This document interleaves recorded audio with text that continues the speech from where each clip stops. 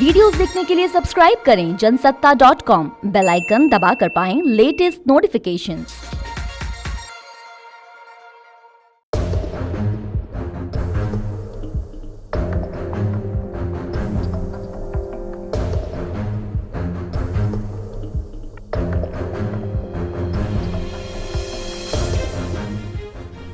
नमस्कार, जनसत्ता में आपका स्वागत है। गुजरात की राजनीति में अब भूपेंद्र अध्याय शुरू हो रहा है। यूं तो गुजरात की गद्दी की रेस में नितिन पटेल भी थे और मनसुख मंडाविया भी, लेकिन सत्ता भूपेंद्र पटेल को दे दी गई। ऐसा नाम जो जमीन से जुड़ा जरूर है, लेकिन सुर्खियों से हमेशा दूर रहता है।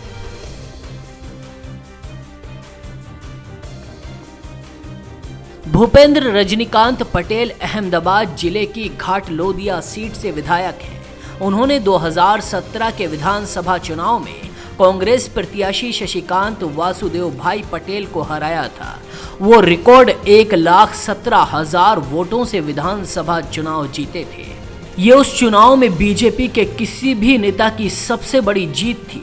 वो पहली बार के विधायक हैं और कभी मंत्री नहीं रहे हैं, सीधा उन्हें मुख्यमंत्री बनाया गया है।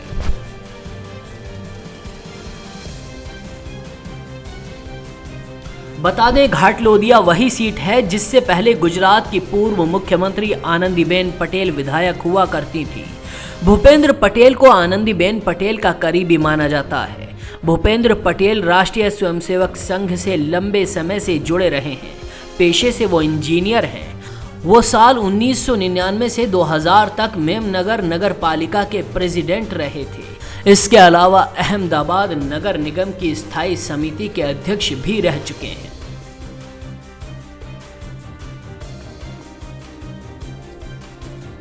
भूपेंद्र पटेल कड़वा पाटीदार हैं। वो पाटीदार समुदाय के सामाजिक आर्थिक विकास को समर्पित संगठन सरदार धाम विश्व पाटीदार केंद्र के न्यासी भी हैं।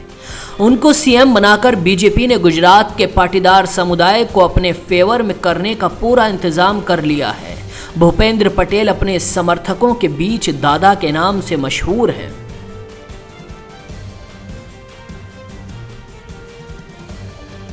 सियासी गलियारों में चर्चा है कि भूपेंद्र पटेल आरएसएस के करीबी और मोदी शाह की गुड बुक में शामिल हैं। उन्होंने साल 2017 के विधानसभा चुनाव के वक्त अपनी संपत्ति का ब्यौरा दिया था।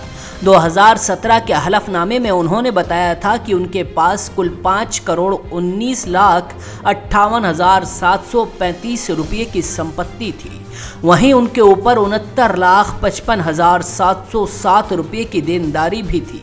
अचल संपत्ति पर नजर दौड़ाएं तो साल 2017 में भूपेंद्र पटेल के पास कुल 1,39,356 रुपये नकद थे। उनके बैंक खाते में 1,15,431 रुपये थे। परिवार के बैंक खाते की राशि को जोड़ दिया जाए तो उनके बैंक में 2,59,757 रुपये थे।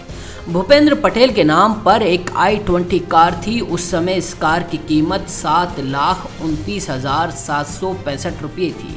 उनकी पत्नी के नाम पर एक एक्टिवा स्कूटर थी। दोनों की कीमत मिलाने के बाद परिवार के पास कुल 7,72,630 रुपये की गाड़ियां थीं।